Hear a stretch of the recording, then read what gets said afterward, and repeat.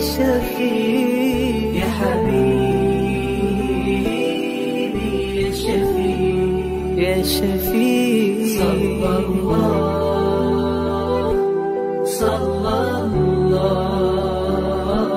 عليك يا حبيب الله.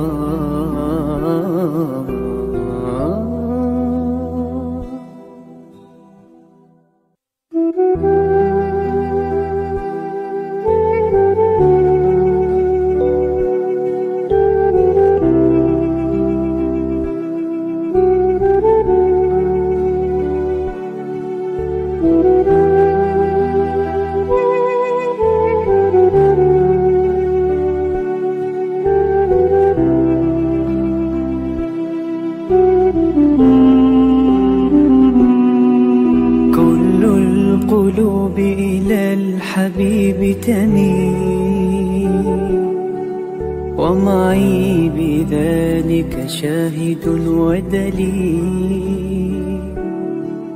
أما الدليل إذا ذكرت محمدا فترى دموع العاشقين تسيل. هذا رسول الله هذا المصطفى هذا لرب العالمين خليل. صلى عليك الله يا علم الهدى ما ناح طير في الغصون يمين. يا حبيبي يا شفيع يا شفيع يا حبيبي يا شفيع يا شفيع صلى الله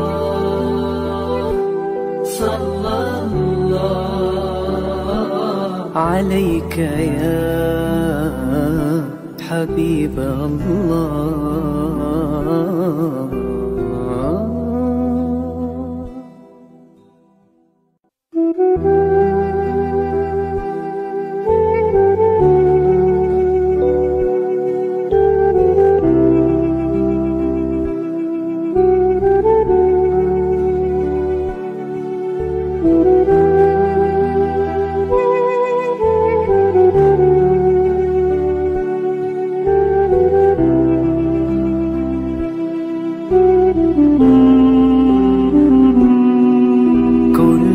القلوب إلى الحبيب تميل ومعي بذلك شاهد ودليل. أما الدليل إذا ذكرت محمدا فترى دموع العاشقين تسيل. هذا رسول الله هذا المصطفى هذا لرب العالمين خليل. صلى عليك الله يا علم الهدى ما ناح طير في الغصون يمين. يا حبيبي يا شفيع يا شفيع يا حبيبي يا شفيع يا شفيع صلى الله عليك يا. Yayasan Sabahat sedang mengusahakan pembinaan Kompleks Anjung Sulul Khatimah yang dipaparkan dalam skrin sekarang ini. Yang kedua ialah tentang buku yang saya tulis, ada 3 serangkai buku yang boleh didapati sekarang. Dan yang ketiga ialah FMCC atau First Move Childcare Center, iaitu sebuah taska yang mengambil pelajar-pelajar atau anak-anak daripada umur 2 bulan sampai 4 tahun. Yang ketiga ialah Telegram, di mana saya minta teman-teman para penonton menghimpunkan seluruh tenaga yang ada pemikiran yang ada untuk kita mendaulatkan Islam, insya-Allah. Tuan-tuan, seluruhnya ini kalaupun ada imbuhannya, semuanya kita masukkan dalam tabung Anjur Husnul Khatimah. Minta tuan-tuan dan puan menderma, minta tuan-tuan menginfak, minta tuan-tuan melakukan apa saja bagi kita merealisasikan program Komplek Anjur Husnul Khatimah. Assalamualaikum warahmatullahi wabarakatuh. Alhamdulillahirabbil alamin. Wassalatu wassalamu ala asyrafil anbiya'i wal mursalin sayyidina Muhammadin wa ala alihi wa sahbihi ajma'in. Subhanaka la ilma lana illa ma 'allamtana innaka antal alimul hakim wa la haula wa la quwwata illa billahil aliyyil azim. Qala rabbi shrah li sadri wa yassir li amri wahlul 'uqdatam min lisani yafqahu qawli. Qala Allah Ta'ala fi kitabil aziz, a'udzu billahi minasyaitonir rajim. Istaghfiru rabbakum innahu kana ghaffara. Sadaqallahul azim. Para penonton yang hormati sekalian, alhamdulillah sekali lagi kita bertemu tuan-tuan dan puan. Syukur kepada Allah Subhanahu wa taala. Banyak-banyak syukur tuan-tuan. La in syakartum la azidannakum wa la in kafartum min azabil lasyadid.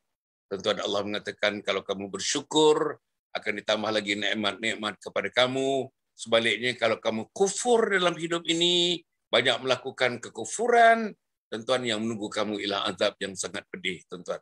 Jadi marilah kita mengingat di pagi yang berbahagia ini, pagi Khamis. Tuan-tuan mungkin puasa sunat Khamis, kita berpuasa sunat Khamis. Mudah-mudahan dengan puasa itu insya-Allah menambahkan lagi keimanan dan ketakwaan kita kepada Allah Subhanahu wa taala. Dengan puasa hari Isnin dan hari Khamis ini, tuan-tuan dan puan, menyebabkan insya-Allah mudah kita rukuk dan sujud menyembah Allah. Mudah kita mendapatkan pengampunan Allah. Mudah mendapat rezeki yang baik-baik daripada Allah Subhanahu wa taala dan mudah dibukakan pintu rahmat oleh Allah Subhanahu wa taala. Jadi tuan-tuan, para penonton yang hormat sekalian, hari ini 3 hari bulan Muharram. Bagus lagi sangat. Hari pertama sudah berlalu, hari kedua sudah berlalu, hari ketiga sudah berlalu. Apa janji kita kepada Allah Subhanahu wa taala? Tuan-tuan, tuan-tuan boleh pergi kepada TikTok, tuan-tuan. TikTok, saya sudah tuan-tuan pergi kepada Telegram kami, tuan-tuan dan puan, tuan pergi kepada kita punya Facebook, saya sudah rakamkan 16 siri tak salahnya, tuan-tuan. Apa dia? Azam 1443 Hijriah. Azam 1443 Hijriah. Tuan-tuan dan puan, azam pertama 5 minit aja, tuan-tuan. Program tu 5 minit, 5 minit, 5 minit, 5 bersiri. Siri 1, siri 2, siri 3, siri 4, siri 5. Dan pada masa yang sama, tuan-tuan dan puan, saya baru saja buka akaun TikTok, tuan-tuan, TikTok. Saya nak khususkan kepada anak-anak muda daripada umur 13 tahun akil balik sampailah umur 20, 22 tahun, 23 tahun macam itu. Khusus. Jadi saya sudah rakam semalam, tuan-tuan, ada 14 siri saya rakam. Tajuknya ialah Amalan Kenit, Pahalanya Melangit. Amalan Kenit, Pahalanya Melangit. Tuan-tuan tahu tak arti kenit? Kenit artinya small. Kenit artinya diminutif, kecil, tuan-tuan, kecil. Kenit artinya insignificant. Kenit artinya peripheral, tuan-tuan dan puan. Dia kecil. Ya, tuan. Korang tak ambil kisah. Tapi pahalanya di sisi Allah Subhanahu wa taala sangat-sangat besar. Misal, tuan-tuan, misal je. Dikatakan nazaru ilal walidain, memandang muka kedua mak bapak itu adalah ibadah. Kecil. Pandang muka, hari-hari pandang muka. Pandang muka mak bapak dengan kasih sayang. Pandang muka mak bapak dengan harapan. Pandang muka mak bapak dengan ada kerinduan. Pandang muka mak bapak ada simpati. Tuan-tuan, itu ibadah, tuan-tuan, ibadah kecil. Takkan tuan-tuan tak boleh buat? Takkan tak boleh buat? Bayangkan tuan-tuan, dalam Islam pandang muka mak ibadah. Pandang Quran ibadah. Pandang Kaabah ibadah. Ada dalam hadis pandang laut pun ibadah, tuan-tuan. Pandang lautan. Sebab lautan itu juga merupakan, tuan-tuan, tanda-tanda kebesaran Allah. Ayatullah, tanda-tanda kebesaran Allah Subhanahu wa taala. Jadi ibadah. Jadi para penonton yang mati sekalian, saya ucapkan selamat menonton. Saya sangat terharu sebenarnya. Kita dah nak masuk 2 tahun dah bersiaran, tuan-tuan. Pukul 7 pagi, pukul 9.15 malam, tuan-tuan dan puan. Alhamdulillah. Dalam masa hampir 2 tahun ni, tuan-tuan, terutamanya ahli-ahli panel kita, tuan-tuan, begitu committed, tuan-tuan, begitu committed. Untuk pengetahuan tuan dan puan, saya tak pernah bayar walau 1 sen pun, tuan-tuan. Inilah satu persembahan yang kita buat totally, tuan-tuan, untuk Allah Subhanahu wa taala. Tak ada. Kita tak bayar, Yayasan Sabah tak mampu nak bayar sebab concentration kita sekarang kalau ada duit pun untuk membangunkan Komplek Anjur Husnul Khatimah. Jadi sahabat-sahabat yang datang dengan voluntary, tuan-tuan, daripada mula-mula dulu bulan yang pertama sampai dekat 2 tahun ni, kan tuan-tuan, mereka bersama-sama dengan kita, menjadi ahli panel tuan-tuan, memberikan pendapat, memberikan pandangan, memberikan idea, melontarkan beberapa hal-hal yang berkaitan dengan syariat agama Allah Subhanahu Wa Taala, dan kami di Yayasan Sabah tak pernah bayar walau 1 sen pun tuan-tuan. Jadi inilah saya nampak atas jalinan keikhlasan, kejujuran dan keikhlasan hati yang putih bersih inilah menyebabkan kita dapat bertahan hampir 2 tahun tuan-tuan. Kalau dibayar ni kita tak ada kekuatan. Yang membayar pun tak ada kekuatan, yang menerima bayaran pun biasanya tidak ada kekuatan. Tapi inilah yang menjalin hubungan kita, insya-Allah. Yang saya ucapkan syabas dan terus-menerus secara istiqamah kepada ahli-ahli panel, tuan-tuan, yang jumlahnya sekarang sudah melebihi 150 orang, tuan-tuan. 150 orang, tuan-tuan. Tuan-tuan bayangkan, pagi 2 orang, malam kadang-kadang 3 orang, kadang-kadang 4 orang malam, tuan-tuan. Jadi, over the years, over the months, tuan-tuan, we have collected, we have put together dalam 150 tuan-tuan tenaga-tenaga, profesor, doktor, asatizah, ustaz-ustaz, ustazah-ustazah yang ada ilmu tentang agama ini untuk bersama-sama kita tuan-tuan mendakwahkan agama Allah Subhanahu Wa Taala. Pagi ni tuan-tuan, pagi ni sebelum tu like and share. Tolong tuan-tuan like and share, like and share. Hari yang ketiga ni, Muharram yang ketiga ni. Kalau boleh tuan-tuan, salah satu azam kita dalam bulan Muharram ini, azam kita tahun 1443 Hijriah ini, kita nak menyebarkan ilmu, nak menyebarkan ilmu. Yang boleh bercakap, bercakap. Yang boleh berkuliah, berkuliah. Yang boleh tekan button like and share, tekan button like and share. Tuan-tuan, tuan-tuan akan dapat pahala tidak kurang daripada pahala saya yang membentangkan. Saya yang bercakap. Selepas ini ustaz kita yang bercakap. Dengan tuan-tuan hanya menekan button like and share itu pun, tuan-tuan diberi ganjaran serupa dengan ganjaran kita yang memberikan ceramah, yang memberikan kuliah ini, insya-Allah. Jangan tuan-tuan puan like and share, like and share. Tuan-tuan bayang pagi tuan-tuan. Pagi, tuan-tuan tekan like and share. Malam nanti 9.15 tekan like and share. Bila-bila berehat, tekan like and share. Jadi tuan-tuan, itulah pahala yang kita dapat, tuan-tuan. Itulah pahala yang kita dapat. Tapi kadang-kadang tuan-tuan, tangan kita ni, jari kita ni tak tekan yang itu. Jari ini kita tekan dengan K-pop, jari ini kita tekan terutama anak muda, kita tekan dengan K-drama. Ini yang kita tekan. Jari ini kita tekan tuan-tuan nampak game-game, video game, berbagai-bagai. PUBG lah, berbagai-bagai video game tuan-tuan. Royal apa, berbagai-bagai royal lagi tuan-tuan. Dalam video game dan sebagainya. Tetapi nak menekan untuk program-program macam ini, like and share, kadang-kadang tangan kita kaku nak menekannya. Kenapa begitu? Tuan-tuan, kita dapatkan jawapannya sebentar nanti, insya-Allah. Tuan, bersama dengan kita, ahli panel kita, tetamu kita yang kita raikan, dan tuan-tuan, alhamdulillah, pernah bersama dengan keluarganya 4 orang anak dan isteri kesayangan bersama dengan kita 2 siri, tuan-tuan dan puan. Kemudian tu masuk pula lagi dalam setiap hari Khamis ni. Setiap hari Khamis, tuan-tuan dan puan, beliau bersama dengan kita pagi pukul 7 pagi ni. Beliau ialah Al-Fadhil Ustaz Muhammad Nazri Ibnu Abbas. Muhammad Nazri Ibnu Abbas. Muhammad Nazri bin Abbas, tuan-tuan dan puan. InsyaAllah dia bersama dengan kita. Assalamualaikum Ustaz. Apa khabar Ustaz? Waalaikumsalam warahmatullahi wabarakatuh, Datuk. Sama baju kita Ustaz. Sama Datuk, kopiah pun sama ni pagi ni. Masya-Allah. Inilah tuan-tuan, hati sejiwa. Bila dah ada chemistry, bila dah ada kimia ni, dia lainlah Ustaz. Masya-Allah. Saya tadi nak pakai suku hitam. Tapi saya dekat hati. Saya rasa Ustaz Nazri ni pakai kopiah putih ni. Saya pun serlumkanlah kuliah putih ni Ustaz. Masya-Allah. Alhamdulillah. Ini Allah, ini semua perancangan Allah. Kecil-kecil. Bila perancangan Allah Subhanahu para bentuk dan bentuk sembilan, di sisi Allah Subhanahu Wa Taala, nothing is too small, nothing is too diminutive, nothing is too tiny. Tak ada tuan-tuan. Di sisi Allah kecil-kecil pun. Hanya kita tuan-tuan memisahkan, kalau ada tengah-tengah jalan tu, ada satu sikit pelepah, ada sikit ranting-ranting kayu, takut anak kita berjalan nanti terkena ranting jatuh, kita tepikan rantingnya tu. Entah-entah menepikan ranting itu, meletak ke tepi itu, itulah menjadi asbab terbukanya pintu syurga buat kita tuan-tuan. Saya nak mengatakan tuan-tuan, apa lagi yang besar, apa lagi berjuang tuan-tuan, apa lagi berperang zaman Nabi Muhammad SAW, terbunuh dan dia membunuh tuan-tuan, apa lagi begitu, sikit aja. Satu lagi tuan-tuan, kita senyum dengan mak bapak. Senyum dengan mak bapak. Memandang wajah mak bapak, senyum. Itu pun sudah satu ibadah, catatan ibadah. Mungkin dengan senyum pagi ini, kita dah banyak kali senyum. Tapi senyum-senyum dengan mak bapak yang lain-lain itu mungkin tak ada masuk dalam catatan malaikat. Malaikat tak seronok nak mencatat. Tapi senyum pagi ini, dicatat oleh malaikat, entah-entahkan dengan senyum, dengan melihat wajah mak dan ayah pagi ini, terbukalah pintu syurga, menjadi asbab terbukanya pintu syurga. Sebab itu tuan-tuan saya nak menekankan, memang ada hadis mengatakan di sisi Allah Subhanahu Wa Taala nothing is too small. Nothing, tidak ada perkara yang terlalu kecil di sisi Allah Subhanahu Wa Taala. Okey Ustaz, pagi ni kita nak cerita Ustaz, tajuknya ialah dosa berterusan Ustaz. Dosa berterusan. Masya-Allah Ustaz, dosa berterusan Ustaz. Pahala berterusan, dosa berterusan. Tapi pagi ni pahala kita kemudian. Dosa dulu tuan-tuan, dosa je. Sebab hari ni Ustaz 3 Muharram. Hari ni 3 Muharram Ustaz. Ustaz tolong Ustaz, untuk bagi tahu saya macam mana saya nak gugurkan dosa-dosa saya. Macam mana saya nak berhentikan, pagi tak menteruskan, tengah hari tak menteruskan, petang tak menteruskan, malam tak menteruskan. Misalnya Ustaz, antara dosanya, katakanlah kita mencari rezeki hari ini. Kita mencari rezeki hari ini.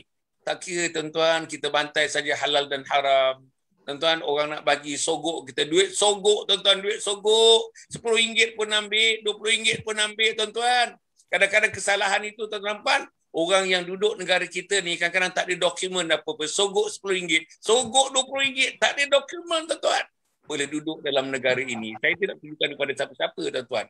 Itulah di antara perkara-perkara kalau dapat kita berhentikan tuan-tuan, berhentikan. Ini dosa tuan-tuan. Ini dosa. Allah jangan minta maaf tuan-tuan, ini dosa tuan-tuan. Janganlah kita berterusan melakukan dosa. Jadi sebagai mukadimah Ustaz, sebagai mukadimah, macam mana kita nak katakan mukadimah untuk dosa yang berterusan Ustaz? Silakan Ustaz. Assalamualaikum warahmatullahi wabarakatuh. Terima kasih kepada ayahanda kita Datuk Dr. Hassan Ali yang pada pagi 3 Muharram ini masya-Allah bersemangat, dan semangatnya tu kita tak nampak ada api yang nak orang kata hilang, berkobar-kobar sentiasa, subhanallah. Tengok pun Datuk ada aura yang positif, sangat ceria dan sangat sihatlah, energetik. Dan ini sebenarnya memberi inspirasi untuk kita semua untuk terus bertenaga untuk memburu pahala, memburu kebaikan supaya dosa-dosa yang kita lakukan ini terhapus. Bersyukur kita kepada Allah Subhanahu Taala kerana pada pagi tahun baru 1443 Hijriah ini sebenarnya adalah tahun yang mana Allah telah mengizinkan kita untuk membuat satu perkara yang disebut sebagai khairul bidayah tadullu ala khairun nihayah. Iaitu sesuatu permulaan yang baik itu bila kita, satu perkara ataupun satu permulaan itu bila kita mulakan dengan perkara yang baik, insya-Allah dia akan bawa kita kepada pengakhiran yang baik. Insya-Allah maksudnya husnul khatimah. Dan ini juga adalah salah satu program yang saya rasa tajuk yang secara peribadi tajuk ni terlalu besar bagi saya. Dia ada membawa kepada saya dua perasaan. Satu perasaan seronok nak cerita tajuk ni sebab dia akan membuatkan kita lebih sensitif untuk kita buat persiapan. Tapi rasa sedih pun ada juga sebab kita bukanlah orang yang layak nak cerita benda ni sebab setiap hari kita melakukan dosa. Berterusan. Orang kata kalau ada pahala jariah, maka dosa jariah pun ada juga yang berterusan. Jadi sebab itulah kita kena bersyukur kepada Allah yang telah menggerakkan kita, memberi kekuatan untuk kita hadir pada majlis ilmu ini. Yang mana ini salah satu daripada tuntutan yang Allah sebutkan dalam Quran, surah Ali Imran, wasari'u ila maghfirati min rabbikum wa jannatin 'arduha as-samawati wal ardu u'iddat lil muttaqin. Jadi Allah suruh kita bersegera buat mencari keampunan Tuhan. Maknanya bila kita dapat hidayah daripada Allah, contoh dalam kita punya program pada pagi ini, kita dah dapat iklan awal. Jadi ini salah satu daripada cara untuk kita menyahut seruan Allah untuk bersegera mendapatkan keampunan Allah. Sebab kalau kita nak taubat tanpa ilmu, kita tak akan diterima taubat kita. Dan kita bersyukur juga kepada Rasulullah SAW, iaitu Rasul bongsu dan Rasul pilihan yang telah menunjukkan bagaimana kita nak menjadi orang yang baik dan menghilangkan dosa-dosa yang berterusan yang kalau dari segi logiknya, kita punya dalam diri kita ni ada seketul daging yang dia berhadapan setiap hari 24 jam dengan satu musuh yang tak kenal erti jemu dan tidur. Tak kenal erti letih dan tidak ada holiday dan cuti. Sentiasa berperang dengan kita, yang dia ini ingin mengajak kita buat kejahatan dan dosa-dosa yang berterusan. Supaya kita balik jumpa Allah dengan cara yang terhina. Inilah yang disebutkan dalam kita mengambil ibrah semangat awal Muharram ataupun semangat bulan Hijriah yang baru ini. Kita kena ingat ada satu hadis di mana Nabi kata la hijrata ba'dal fath. Maknanya tak ada hijrah lagi dah selepas Futuh Mekah. Maknanya period ataupun had waktu hijrah dari segi hijrah zamani ataupun intiqal, perpindahan daripada satu tempat ke satu tempat telah habis. Itu bermula start daripada Nabi berhijrah ke Madinah, atau ada ulama kata start daripada hijrahnya para sahabat ke bumi Habsyah, dan akhir waktunya adalah apabila pembukaan kota Mekah. Tetapi Nabi ada sebut, walaupun la hijrata ba'dal fatah, Nabi ada sebut dengan sambungan walakin jihadun wa niyyah. Maknanya ada satu lagi perbuatan yang menyamai maksud hijrah yang lebih luas, iaitu jihad dan juga niat. Dan ini ada kaitan dengan apa yang kita bincangkan pada topik kita pada pagi ini. Dan kemudian dalam sambungan lain, Nabi menjelaskan lagi yang berkaitan untuk kita dapat mencerap ataupun kita absorb semangat bulan Hijriah yang tahun baru ini, untuk kita berubah daripada orang yang melakukan dosa kepada orang yang mengurangkan dosa dan akhirnya benci dengan dosa. Itu ada satu hadis Nabi SAW yang menyebutkan, Al-Muslimu man salim al-muslimuna min lisani wa yadi, wal muhajir man hajara ma nahallahu anhu. Maknanya penekanan yang Nabi jelaskan di sini dalam konteks luasnya makna hijrah itu, walaupun hijrah dah tak ada berbentuk perpindahan. Kita tak pun disuruh untuk berpindah secara fizikal daripada Mekah ke Madinah ataupun daripada Malaysia ni mungkin pindah tempat lain secara khususnya. Tapi ada satu penjelasan Nabi yang lebih luas, iaitu Nabi kata masih ada lagi hijrah yang kita kena buat, iaitu meninggalkan perkara-perkara yang dilarang oleh Allah Subhanahu Wa Taala. Jadi untuk meninggalkan perkara-perkara yang dilarang oleh Allah Subhanahu Wa Taala ni merupakan satu jihad yang sangat besar. Bahkan jihad ini pernah Nabi sebut ketika pulang daripada perang Perang Badar, antara pertembungan 313 tentera Nabi bersama dengan bertemu dengan 1000 tentera musyrikin Mekah waktu itu. Dan itu merupakan satu perang yang dianggap terlalu besar kerana tak seimbang. Perang tersebut Nabi bawa tentera yang tak cukup alat, tak cukup pedang, tak cukup kuda, tak cukup unta, berdepan dengan 1000 tentera yang cukup pengalaman, cukup peralatan dan sebagainya. Dan ketika pulang daripada peperangan tersebut, Nabi sebut raja'na min jihadil asghar ila jihadil akbar. Dan ini merupakan kenyataan yang sangat mengejutkan sahabat yang pada ketika itu masih belum hilang lagi kelelahan dan kepenatannya. Masih belum hilang lagi gementar hatinya mendengar dentuman perang, dentuman dentingan pedang-pedang yang berlaga ketika itu. Tapi Nabi dah sebut, belum habis penat, belum habis relax lagi, dah sebut kita sekarang ni nak balik ni, nak pergi berjumpa dengan perang lebih besar. Sehingga sahabat bertanya, apa perang yang besar tu Nabi? Ini pun dah kira besar, tak larat dah ni kan. Jadi Nabi kata adalah jihadun nafs. Maknanya kita berhadapan dengan satu perang yang dia tidak ada hentinya, tidak ada rehatnya, tidak ada jemunya. Dua makhluk ganas ni yang bernama syaitan dan nafsu ni untuk mengajak kita melakukan dosa secara berterusan 24 jam. Inilah perang yang kita sendiri, kalau kita berperang dengan orang lain, mungkin agak mudah. Perang dengan orang lain, tumbuk orang, bunuh orang, mungkin itu susah, tapi tak sesusah kita nak menumbuk diri kita. Kita nak menguruskan nafsu kita, kita nak membantah kehendak nafsu dan syaitan. Itu sebenarnya lebih sukar, sebab tu Nabi kata ini adalah jihadul akbar. Satu jihad yang sangat besar yang dia memerlukan kepada niat. Ini niat penting di awal hijrah ni. Kita membetulkan niat kita, kita mencantikkan niat kita. Bahkan niat itu hendak disusuli dengan himmah. Iaitu kehendak yang luar biasa bersungguh-sungguh. Kehendak yang orang kata menggunakan tenaga kuda yang sangat hebat kuat untuk kita memacu niat kita ini supaya dia menjadi realiti. Supaya kebaikan-kebaikan yang berada di minda dan juga di hati kita ini dapat direalisasikan dalam tindakan dan perbuatan kita. Sebab itu kaitan jihad dan niat ini sangat besar dari konteks Nabi menerangkan tentang hijrah kita di akhir zaman ini.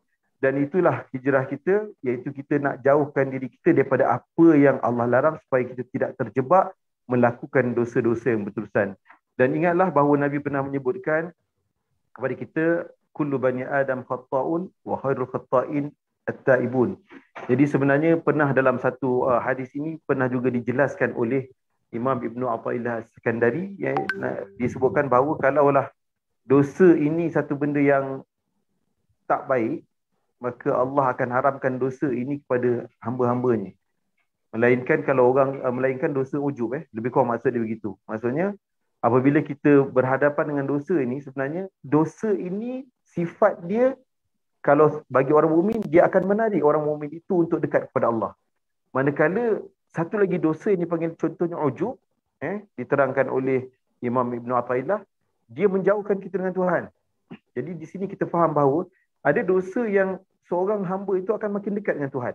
Bahkan dosa itu penyebab untuk dia munajat dengan Tuhan, merintih dengan Tuhan, merasa berdosa, lantas mengucapkan istighfar dan kemaafan. Tetapi ada satu lagi dosa tersirat yang dipanggil ujub, riak dan sebagainya. Ini dia bahkan lebih berpotensi besar untuk menjauhkan seorang hamba dengan Tuhan. Jadi sebab itu bila kita faham bahawa konteks semua Bani Adam ini melakukan dosa dan sebaik-baik pendosa itu adalah orang yang bertaubat, maka di situlah sebenarnya rahmat Allah yang maha luas ingin memberitahu pada kita, walaupun dosa ada pahala itu ada jariah, ada pahala yang membentuk berterusan jariah, amal jariah, amal baik jariah. Begitu juga ada dosa-dosa yang bentuk berterusan. Maka di sinilah sebenarnya perjuangan kita di tahun baru untuk menghentikan dosa-dosa yang berterusan ini dengan majlis-majlis ilmu yang dianjurkan. Moga-moga insya-Allah kita mendapat rahmat dan berkat. Wallahu a'lam bishawab. Alhamdulillah.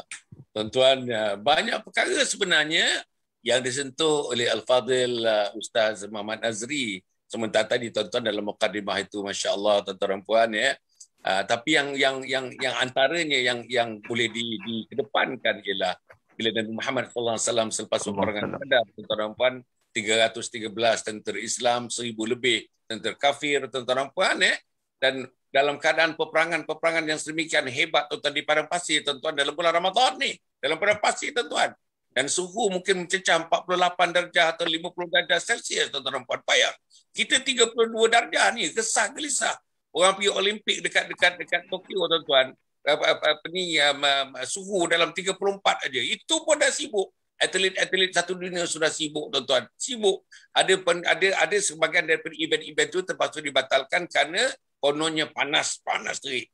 Tapi tuan-tuan cuba bayangkan dalam peperangan Badar. Itu pun Nabi kata, peperangan itu, tuan-tuan, jihad kecil lagi. Ada jihad yang besar. Jihadul akbar, jihadul nafs. Jihadul akbar, jihadul nafs. Peperangan yang paling besar ialah peperangan nafsu, tuan-tuan, nafsu.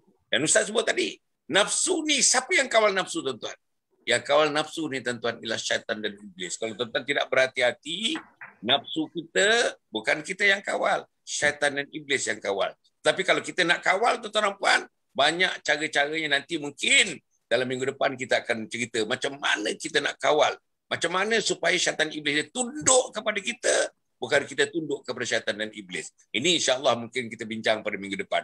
Tapi yang saya nak sebutkan minggu ni, Ustaz, kalau tengok yang dosa yang berterusan ni, sehingga dia menjadi salah satu daripada asam garam kehidupan, dan yang teruknya sekali ni, kita terima itu sebagai accepted norms, norma-norma masyarakat yang diterima, norma keluarga yang diterima, padahal dikutuk oleh Allah Subhanahu Wa Taala. Ambil satu, Ustaz. Merokok, tuan-tuan, merokok. Bayangkan merokok. Merokok dosa, tuan, dosa. Dan seluruhnya telah memfatwakan. Termasuk alam Islami, tuan-tuan, Rabitah Alam Islami telah memfatwakan yang besar. Azhar pun telah memfatwakan rokok itu haram. Tapi kita terus merokok, tuan-tuan. Simpan rokok dalam poket. Dan saya pernah nampak, tuan-tuan, baru ni 3-4 hari yang lepas, kawan tuan-tuan, rokok ada, tuan-tuan. Rokok dalam poketnya, sembayang dengan rokok dalam poket atas. Menonjol rokok tu. Rokok 20 batang tu besar sikit, tuan-tuan, di kotak ni. Macam mana, tuan-tuan dan puan? Dalam kita sembahyang bawa rokok, benda yang haram, hisap rokok tak berhenti-hentinya, perjanjian dengan isteri, dengan anak-anak nak berhenti rokok, dah 12 kali berjanji. Tuan-tuan, ada isteri bagi tahu saya, 12 kali dah janji, doktor. Sejak saya kahwin dengan suami saya 23 tahun, 12 kali dah berjanji. Tapi terus merokok, sebab antaranya berkawan dengan orang yang terus-menerus berokok. Itu satu. Satu lagi yang menjadi budaya yang tidak disedari, sudah dibudaya seolah-olah diterima dan tak ada bangkangan, tak ada bantahan. Apa dia? Bangun pagi lewat, bangun pagi lewat, subuh, tuan-tuan. Subuh tak dapat dibuat, salat subuh tak dapat dibuat. Tuan-tuan, diterima. Dia boleh bangun pagi, tuan-tuan, bangun pagi dalam pukul 8.30, pukul 9, boleh minum dengan mak dan ayah. Mak ayah tak tegur pun. Sebab benda ni sudah berlalu daripada umur dia 13 tahun akhir balik. Sekarang umur dia lah 21 tahun. Tak ada bangun pagi, tak ada sembahyang subuh. Jadi maknanya sudah diterima sembahyang rupa. Boleh tak Ustaz celah sikit kat situ Ustaz?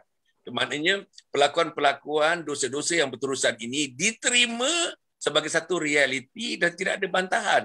Kalau dalam keluarga tak ada bantahan ibu dan ayah. Tak ada bantahan adik dan kakak dan berlaku. Kalau kita sebagai suami isteri dan sebagainya, isap rokok tadi tak ada bantahan. Kawan-kawan pun tak bantah, ketua pejabat pun tak bantah, subordinate pun tak bantah, teman memancing pun tak bantah. Jadi macam mana Ustaz? Cuba Ustaz ulas sikit yang ini Ustaz. Sila Ustaz.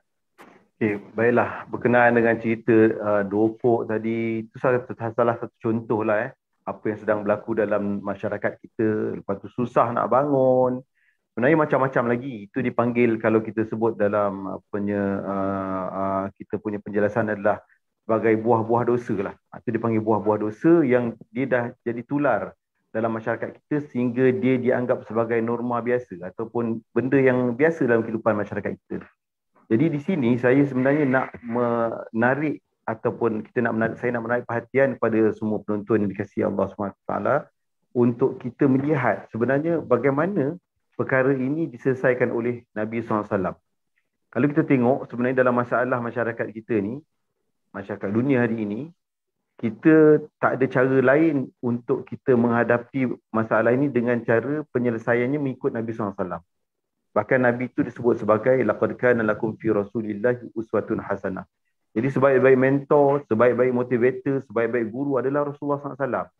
Bahkan Nabi pernah membuktikan pada masyarakat dunia, orang yang berada zaman Nabi itu kalau nak dikira dengan zaman kita ni, bahasanya lagi pailang lah. Lagi samsing rasanya. Lagi teruk. Macam-macam kejahatan ada, apa tak ada. Bunuh anak perempuan, yelah jagohnya. Merompak, dia juga jagoh. Kan? Apa lagi? Merampas isi orang, dia juga juara dia. Jadi nak kata semua kejahatan yang ada pada zaman-zaman dahulu terkumpul pada umat Nabi Muhammad ni dan pernah dihadapi sendiri oleh Rasulullah SAW. Dan di sini Allah memimpin Nabi, Allah mendidik Nabi, Allah bagi tahu satu formula untuk didik manusia yang sebenarnya penciptaannya sangat kompleks. Manusia ni Allah cipta dia, yang paling tahu tentang manusia ni Allah. Sama lah macam kita ada kereta Mercedes, kereta rosak, kita pergi tengok katalog ataupun manual BMW. Memang sama-sama Jerman. Tapi kereta lain memang takkan baik lah kereta BMW, kereta Mercedes tu daripada kerosakan, sebab yang kita tengok tu adalah katalog ataupun manual kereta lain. Begitu juga manusia ni, kalau kita ada masalah dalam masyarakat kita ni, rujuk dengan Tuhan. Jadi Allah bagi tahu melalui lidah Nabi kita SAW, Rasulullah telah berbuat satu perkara yang menjadi satu operasi yang dibuat secara besar-besaran, skala besar-besaran, iaitu apa? Rasulullah tanam jiwa tauhid dalam diri para sahabat. Dia ada beza sebenarnya antara jiwa tauhid dan juga fikiran tauhid. Mungkin hari ini kita ada nampak orang yang mungkin di kalangan kita pakar tauhid, pakar usuluddin, belajar ilmu tauhid, belajar ilmu usuluddin. Itu sebenarnya adalah baru di peringkat ataupun level kita memindahkan ilmu sampai ke tahap dia sampai di level akal saja. Maknanya kita boleh hafal sifat 20, kita boleh hafal 20 sifat yang mustahil, kita boleh sebut nama-nama Allah. Itu sebenarnya adalah baru ta'lim. Baru peringkat memindahkan ilmu ke peringkat akal kita. Tapi apa yang Nabi SAW buat kepada satu bangsa yang disebut sebagai belalang padang pasir ni oleh Empire Rome pada ketika itu, nak menceritakan teruknya bangsa ni, kedebehnya bangsa ni pada ketika itu, ialah Nabi suntik dengan jiwa tauhid pada hati para sahabat. Macam mana? Nabi buat sehingga para sahabat ni yang liar, yang kasar ni, bila sebut Allah tu, dia rasa Allah tu melihat dia. Dia rasa Allah tu menguasai dia. Dia rasa Allah tu mendengar dia. Dia rasa Allah tu sangat sayang pada dia. Dia sangat rasa Allah tu sangat baik dengan dia. Maknanya Rasulullah tanam dengan rasa bertuhan dekat dalam jiwa para sahabat ni. Yang ini, ampun maaf, saya katakan bahawa susah untuk kita jumpa pada hari ini. Bahkan pengalaman masa saya belajar di universiti pun pada waktu dulu, walaupun kita ambil kuliah syariah, tetapi itulah yang sangat menyedihkan, perkara-perkara ini tidak berlaku waktu kita belajar dulu. Memindahkan rasa, membawa rasa ataupun jiwa tauhid dalam jiwa kita tu tak ada. Kan rasa bertuhan, rasa kehambaan itu tak ada. Kita nak rasa kita ni hamba yang lemah, hamba yang berdosa, hamba yang miskin, hamba yang bodoh, yang jahil, hamba yang tidak memiliki apa-apa. Proses untuk menanam jiwa tauhid dengan rasa bertuhan dan rasa kehambaan tu boleh katakan tak ada hari ini. Jadi disebabkan benda tu tak ada, kita duk sibuk cerita tentang syariat Allah. Ini tak boleh hukumnya berdosa, nanti kena potong tangan. Ini tak boleh berdosa, nanti Allah akan letak kita sebagai orang munafik. Jadi bila kita sentiasa cerita tentang syariat Allah, hukum haram, halal, harus, makruh dan sebagainya ini, sedangkan kalau kita tengok syariat Allah yang Allah telah perintahkan kepada Nabi ni ada banyak syariat. Ada ribu, mungkin balas ratus ribu syariat. Hukum perintah Allah untuk solat, perintah Allah untuk puasa, zakat. Maknanya banyak benda-benda yang baik Allah suruh dalam syariat Allah tu banyak. Banyak juga perintah larang yang Allah syariatkan dalam agama kita terlalu banyak. Tetapi kita kurang memfokuskan tentang untuk mentauhidkan Allah dalam jiwa kita ini, sehingga kita rasa Allah yang esa itu patut kita takuti, patut kita cintai, patut kita rindui, patut kita jadikan dia satu-satunya tempat kita bersandar, tempat kita bertawakal. Itulah salah satunya sumber kebahagiaan kita, sumber rezeki kita, sumber kesihatan kita, sumber segala-galanya. Ini kurang. Maksudnya proses ini dalam pendidikan, dalam tarbiyah kurang. Kita beri tekanan. Sama ada di institut pendidikan, sama ada di institusi kekeluargaan dan juga dalam masyarakat kita. Jadi bila ini kurang, nak buat dosa tu senang. Sangat senang. Memang seronok orang kata buat dosa ni. Bahkan sampai ke tahap kita boleh TikTokkan dosa-dosa tadi tu. Supaya dosa-dosa tadi tu jadi dosa-dosa yang bersifat jariah. Boleh berterusan.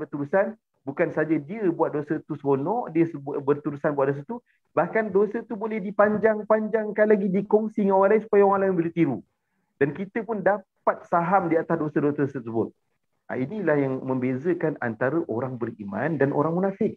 Sebab Ibnu Abbas radhiyallahu anhu menyatakan tentang perbezaan dalam menanggapi dosa di kalangan orang beriman. Orang beriman, dia bila tentang dosa ni, dia anggap macam gunung nak menghimpap diri dia. Berbeza dengan munafik. Munafik, dia merasakan ataupun dia menanggapi dosa itu macam lalat yang menghinggapi di hidung dia. Lalu dia hanya kuis dengan tangan dia dan terbanglah lalat semua, hilang. Dah tak ada apa-apa. Jadi perbezaan ini berlaku sebab apa? Sebab jiwa. Itu yang dikatakan jiwa ini dia memainkan peranan penting. Kalau dalam jiwa dan hati, dalam hati seseorang itu sudah mencapai kepada qalbun salim, maka di situlah berkumpulnya, menghiasinya, terhiasnya hati dia dengan sifat-sifat mahmudah, terkumpulnya dalam hatinya sifat-sifat takwa, maka sekaligus bila dia nak buat dosa ni, dia rasa takut sangat. Kalau dah terbuat, dia cepat-cepat. Dia cepat-cepat. Perkara cepat-cepat ni, jarang orang kita nak perhatikan, nak fokuskan. Cepat-cepat melakukan taubat tu. Orang mukmin dia akan cepat-cepat. Orang munafik dia akan lengah-lengah. Bahkan mungkin dia tak buat langsung sebab dia rasa benda tak penting. Jadi di sini Datuk, bagi saya antara proses yang kita kena tekankan untuk stopkan perkara-perkara yang jadi normal dalam masyarakat kita ni. Dia rasa seronok, dia rasa bangga, dia rasa bahagia dengan dosa-dosa ni, dia rasa ringan, adalah dengan menanamkan rasa cinta kepada Allah, takut kepada Allah, rindu kepada Allah. Contoh macam rokok lah. Rokok akan ada orang kata, tengok orang rokok mana ramai kena COVID. Boleh buat hujah itu juga. Ada orang kata, tengok orang merokok ni umur panjang. Ada orang kata, alah rokok, ada majlis fatwa kata halal, harus, makruh saja, bukan harus, bukan halal. Makruh, bukan haram. Ada yang kata haram. Jadi dia ambil yang makruh tu. Simple lah. Kalau macam contoh kes rokok ni, kalau saya secara peribadi, rokok ni di satu benda yang busuk. Laukana bainana al-habib. Kalaulah kita bayangkan Nabi ada sebelah kita, adakah Nabi seronok mencium bau badan kita yang berbau rokok? Sebab rokok ni bila orang perokok ni bila bercampur dengan peluh, dia akan keluarkan bau yang tak sedap. Mulut bila bercakap dengan Nabi, dia katakan akan keluar bau, orang kata pering, bau busuk lah, bau busuk rokok. Adakah kita bayangkan Nabi pada ketika kita akan senyum dengan kita sebab wanginya busuknya mulut kita? Jadi kalau ini dapat dilatih dalam diri kita, kita dapat menghadirkan hati kita, kita dapat bayangkan Rasulullah sentiasa bersama-sama kita, kita akan takut nak buat dosa-dosa ini secara berterusan. Kita akan takut untuk memandang dosa yang bersifat makruh ini untuk kita lakukan. Bahkan makruh tu maknanya dibenci Allah. Takkan benda benci kita sanggup buat. Kalau mak ayah kita benci satu perkara pun kita tak sanggup buat. Kalau kekasih kita benci untuk satu perkara tu, patut kita jauhi. Begitulah sepatutnya yang ada dalam hati kita. Dan ini semua persoalan hati. Kalau kita tengok orang yang hati dia kuat dengan Tuhan, insya-Allah dia akan jauhi benda-benda tu walaupun makruh. Tapi kalau kita tengok hati mereka rapuh dengan Tuhan, tidak kosong kemarau daripada cinta kepada Tuhan, takut Tuhan, rindu Tuhan, inilah yang akan membuka kepada dosa-dosa dan maksiat. Bahkan hati yang kering daripada cinta Tuhan ni akan membuahkan banyak maksiat-maksiat daripada diri mereka. Wallahu a'lam bishawab. Alhamdulillah. Tuan-tuan, cantik tuan-tuan ni. Apa yang diberikan oleh Ustaz Nazri tadi, masya-Allah tuan-tuan ni. Macam saya selalu sebutkan tuan-tuan ni, macam kita kopak bawang lah tuan-tuan. Kita nak pergi nak cari untuk, ada orang bawang ni dia buat ulam tuan-tuan. Dia buat ulam. Bukanlah kulit yang pertama, lapisan pertama tu tak boleh tuan-tuan. Di lapisan yang akhir tu, dekat mempuluh dia tu, itu dia. Jadi Ustaz Nazri kopak satu-satu lapis, lapis kedua, lapis ketiga, lapis keempat. Ampuluh ni nanti tuan-tuan rampan, insya-Allah tidak minggu ni pun minggu depan kita dapat makan dia punya ampuluh tu. Begitu juga kobis. Kita buka kobis Kobis yang pertama kita buka, biasanya itu buat sayur je lah. Tapi kalau nak tuan-tuan nak buat ulam, bukan yang kobis yang pertama, bukan dia punya yang pertama tu, bukan. Yang kedua, yang ketiga, yang keempat, sampai betul-betul dekat ampuluh dia yang putih tu. Itulah kalau ada sambal belacan tuan-tuan rampan. Taruk pula tuan-tuan ni, sambal taruk pula dengan kita punya durian punya apa tuan-tuan rampan Masya Allah, gaulkan dengan cili dan sebagainya. Taruk garam sikit aja tuan-tuan rampan. Cicahkan itu. Masya Allah tuan-tuan rampan. Pagi-pagi ni pun dah kecuai liu tuan-tuan. Puasa pun dah kecuai liu pagi-pagi ni, Masya Allah. Jadi apa yang saya nak sebut tuan-tuan, ada satu perkara yang disebutkan Ustaz tadi. Saya tak nak benda ni berlalu begitu saja. Apa dia tuan-tuan? Nabi Muhammad SAW sudah berjaya memasukkan dalam diri sahabat daripada Mekah tu, daripada Mekah lagi. 13 tahun di Mekah, 10 tahun di Madinah. Apa dia? Rasa ketuhanan, jiwa ketuhanan. Apa yang disebut tadi tuan-tuan? Maknanya Rasulullah SAW sudah tanam rasa ketuhanan, rasa keberadaan Tuhan sepanjang-panjangnya dalam hidup kita. Jiwa Tuhan, jiwa ketuhanan ni. Jiwa ketuhanan. Apa yang kita letak pada anak kita tuan-tuan? Jiwa apa? Tuan-tuan tanya. Saya nak tanya diri saya tak mau tanya siapa. Saya nak tanya diri saya. Hasan, jiwa apa yang kamu tanamkan kepada anak kamu, Hasan? Kan jiwa apa? Kamu bagi tuition dia. Sejak dia tuan-tuan, sejak dia nak pergi ke dulu-dulu dia, nak duduk peperiksaan Darjah 6 tuan-tuan. Tuition. Jiwanya jiwa tuition, untuk lulus tuition dengan baik, untuk peperiksaan dengan baik, untuk menjadi manusia dalam kata kita, manusia profesional, lawyer ke engineer ke doktor, itu dia. Itu jiwa yang nak ditanam. Jiwa supaya dia dapat hidup dalam selesa dalam dunia ini. Jiwa selesa itu hidup. Apa lagi tuan-tuan yang kita tanam? Kata-katanya mak bapak tuan-tuan menanam ni dengan memberikan segala kemudahan-kemudahan untuk berlakunya jiwa yang ditanam tadi.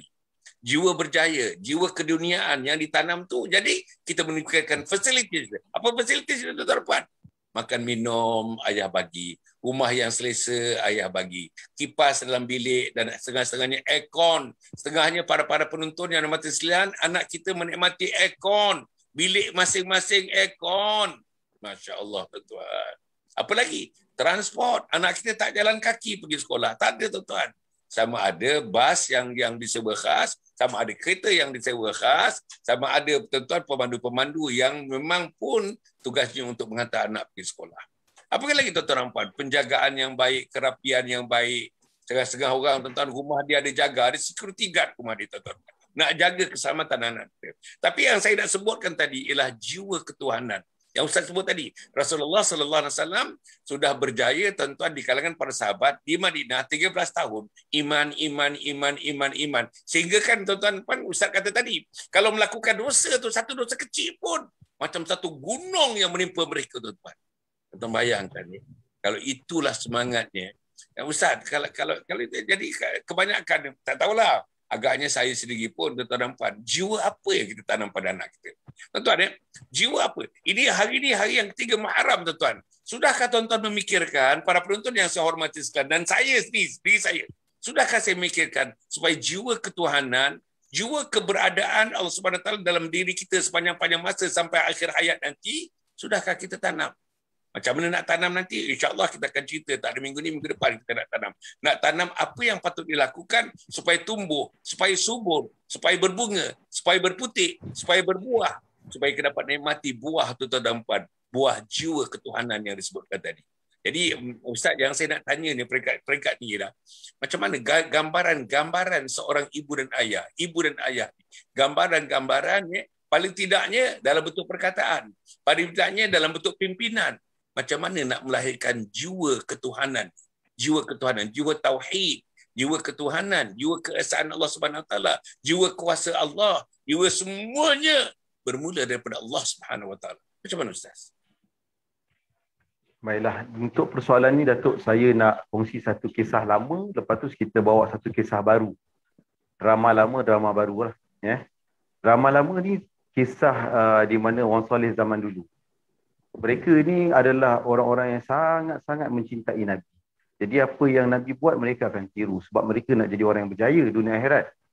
Jadi dalam konteks pendidikan anak-anak, supaya anak-anak itu dia tertanam jiwa tauhid dia.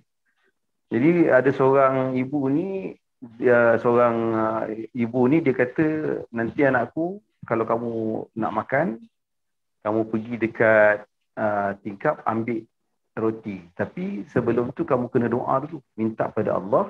InsyaAllah nanti kamu akan dapat apa yang kamu nak daripada Allah. Jadi kisah ini sangat agak masyhur kisah ini. Bahkan kisah ini pengajarannya ialah di mana si ibu ini, dia cuba melatih anak dia masih kecil supaya dapat faham bahawa rezeki ni bukan daripada mak dengan ayah. Jadi kalau dia nak makan, mak ayah keluar pergi kerja ni. Jadi orang dulu mungkin tingkap dia agak mudah untuk memang akan sentiasa terbuka sebab mungkin tak ada aircon, tak ada kipas dan sebagainya. Jadi dia kata nanti kalau kau nak makan, pertama sekali doa, minta pada Allah. Ini mungkin level budak kecil. Tak payah nak suruh solat 2 rakaat ke apa. Jadi minta doa pada Allah, munajat, monolog dengan Allah. Dia ajar supaya monolog. Ya Allah, Tuhanku, hari ini saya nak sarapan, ya Allah. Bagilah saya sarapan yang terbaik, yang halal, yang berkat, yang thayyibah. Amin ya rabbal alamin. Mungkin pendek sesuai dengan umur budak tersebut. Jadi akhirnya budak ni pergi kat tingkap, dah ada roti. Macam mana roti tu ada? Sebenarnya letak mak ayah dia. Mak ayah dia letak. Tapi mak ayah dia yang sangat-sangat kuat berjiwa tauhid, dia nak ajar anak dia supaya jiwa tauhid, dia nak padamkan dalam memori anak dia bahawa rezeki ini bukan daripada manusia, bukan daripada makhluk, tapi daripada Allah. Itu satu kaedah. Satu lagi, kalau drama yang baru ni, di zaman kita ni, macam mana kita nak antara dialog-dialog yang bagus untuk mak ayah fahamkan pada anak-anak dia supaya ada jiwa tauhid. Sebab jiwa tauhid ni adalah kunci segala kebaikan. Penting sangat sebab ini adalah fokus Nabi ataupun projek mega yang Nabi lakukan secara intensif selama 13 tahun di peringkat Makkiyah. Sebab tu kita tengok kalau kisah Sayyidina Bilal radhiyallahu anhu masa dia kena seksa kan.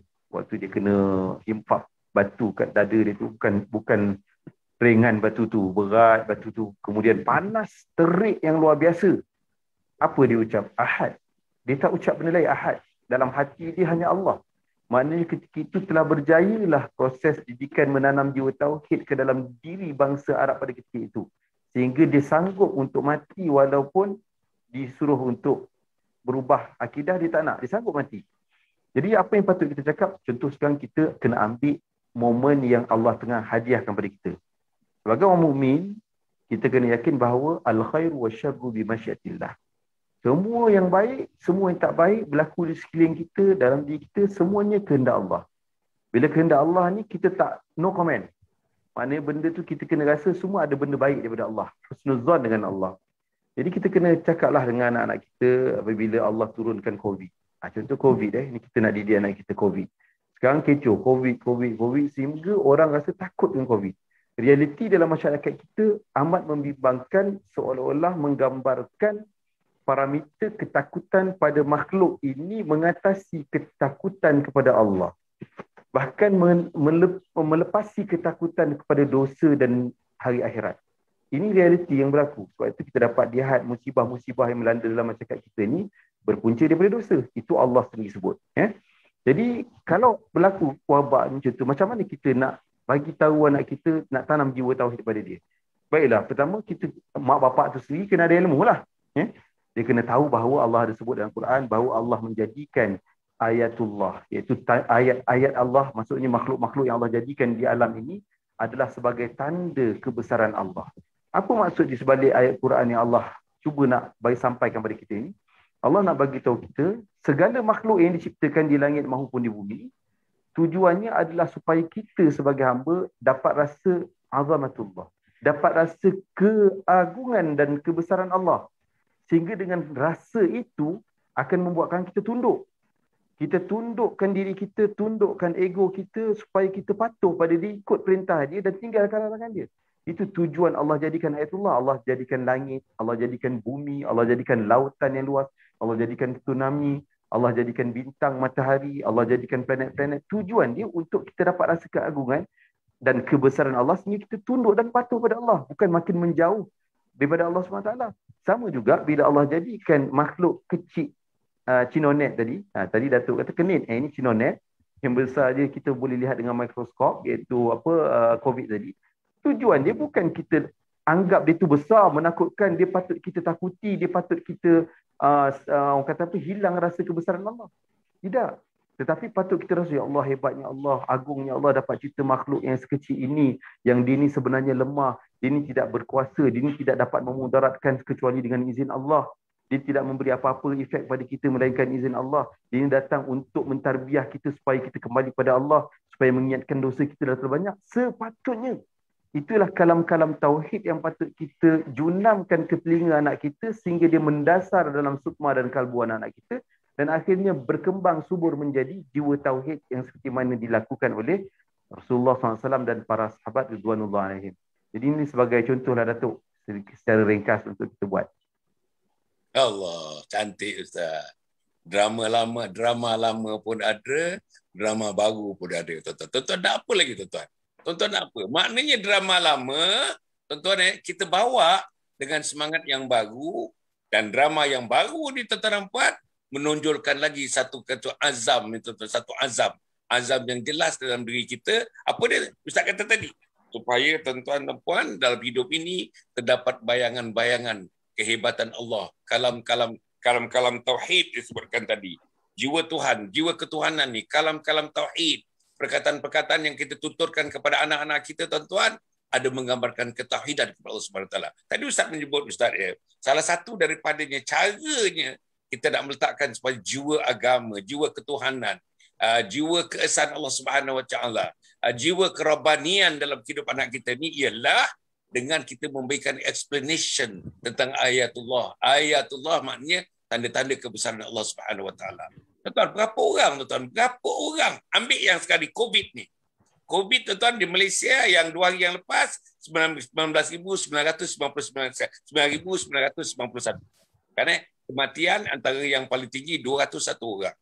Berapa orang ibu dan ayah dengar cerita ini, tengok televisyen, tak cerita saluran mana pun, tuan-tuan, bagi tahu anak kita. Ini ayat-ayat Allah yang paling hebat. Ini tanda-tanda Allah yang paling hebat.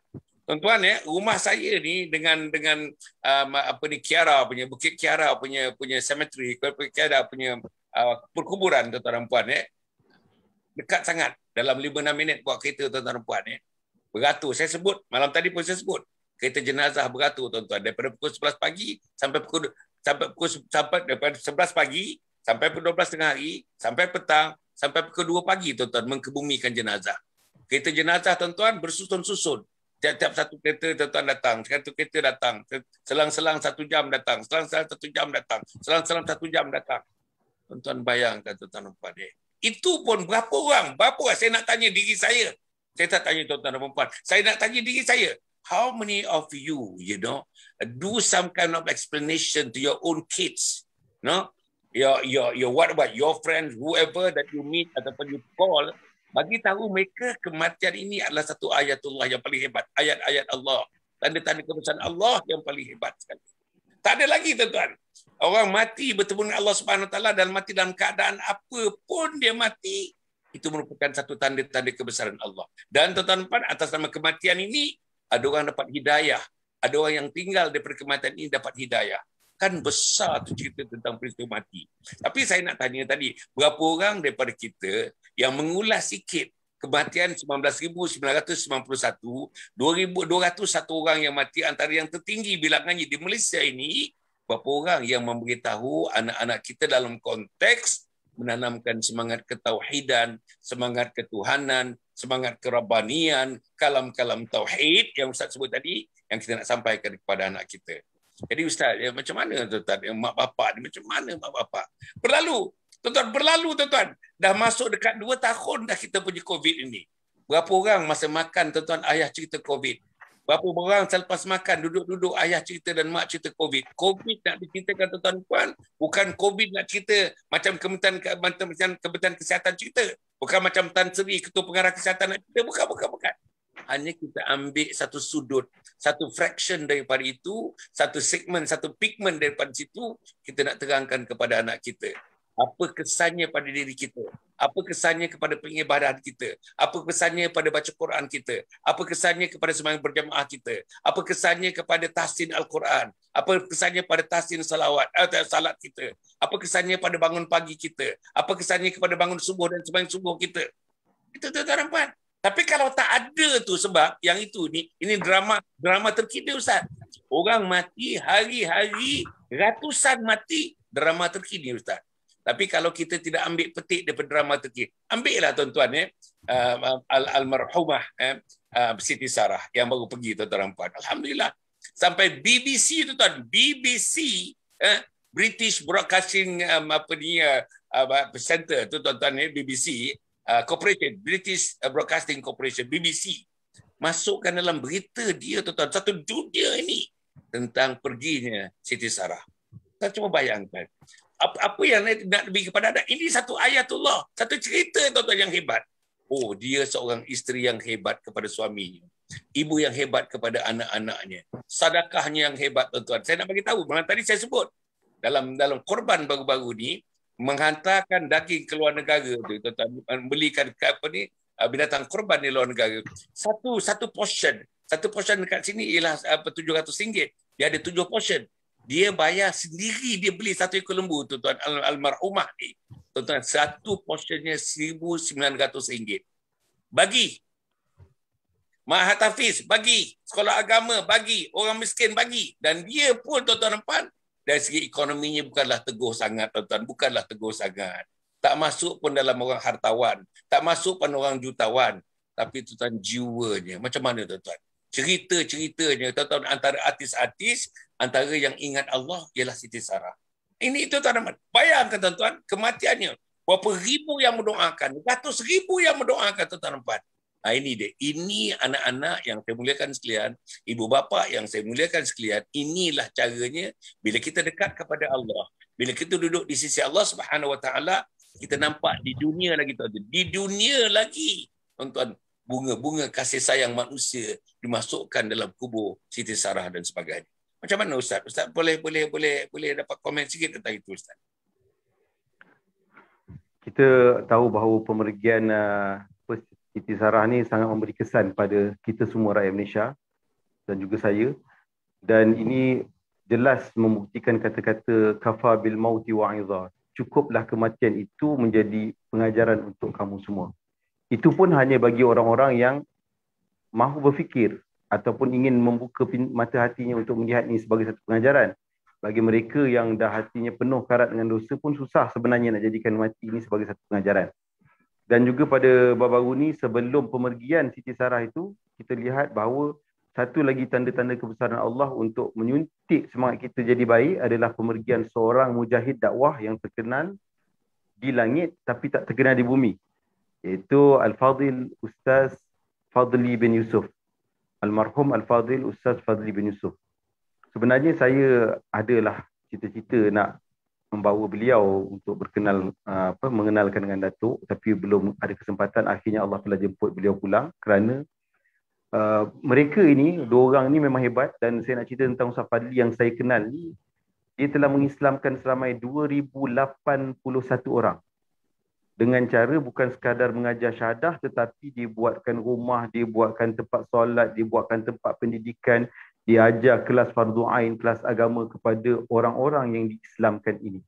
Dan ini yang paling menarik daripada kisah almarhum Ustaz Fadli ini ialah beliau tidak bekerja, tidak ada makan gaji sama ada dengan kerajaan maupun swasta, bahkan tidak berniaga. Dan yang paling hebat lagi ialah isterinya dan semua anak-anaknya terlibat dalam usaha dakwah setiap hari. Maknanya daripada dia mula berdakwah beberapa tahun yang lalu sampai ke hari ini, semua anak-anaknya dan isterinya mengikut dia untuk buat kerja dakwah. Maknanya kerja full time dengan Allah. Allah lah big boss, Allah lah majikan, Allah lah yang bagi gaji. Dan pada hari dia meninggal, subhanallah, sangat-sangat menyedihkan. Bahkan Allah telah menunjukkan beberapa tanda yang beliau adalah husnul khatimah. Dan ini sebenarnya sangat memberi kita pengajaran yang besar. Dua-dua kematian ini memberi pengajaran yang kita yang besar bahawa kalau kita tengok dari sudut dosa dan pahala, kalau kita tengok dari segi dosa dan pahala, sebenarnya orang yang melakukan dosa besar ni, kata seorang ulama, jangan dia pandang dosa tu besar. Hatta ada ulama mengatakan dosa besar tu tak wujud. Bukan maksud dosa besar tu tak ada. Ada dalam hadis menyebutkan dosa-dosa besar yang tak diampunkan Allah. Tapi nak ceritakan sebenarnya, pengampunan rahmat Allah tu sangat luas dan luar biasa. Jadi dengan kita faham tentang Allah punya peranan, kita tahu Allah tu maha pengampun, Allah tu maha pengasih, maha penyayang.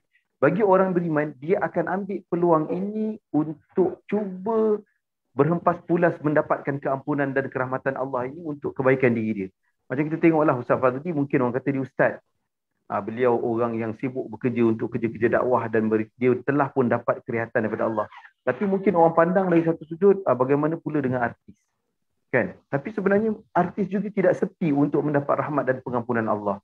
Dan bila beliau telah meninggal dunia, Siti Sarah meninggal dunia, barulah kita nampak bahawa rupa-rupanya banyak amalan-amalan beliau yang kita boleh kaitkan dengan jariah tadi, berterusan. Sedekahnya sebagai seorang isteri yang baik, bahkan suaminya mengatakan dia seorang isteri yang salihah, ketua bidadari. Ini sudah cukup untuk membuktikan bahawa beliau dapat, insya-Allah dapat husnul khatimah. Jadi kita nak apa lagi? Jadi di sinilah sebenarnya penting setiap hari di bulan hijrah ini kita cuba mengambil kekuatan hijrah Nabi SAW. Nabi telah buktikan, Nabi telah mengeluarkan masa, tenaga, harta, nyawa baginda untuk menyampaikan iman dan Islam kepada kita. Tinggal lagi kita disuruh sekarang ni untuk bersabar.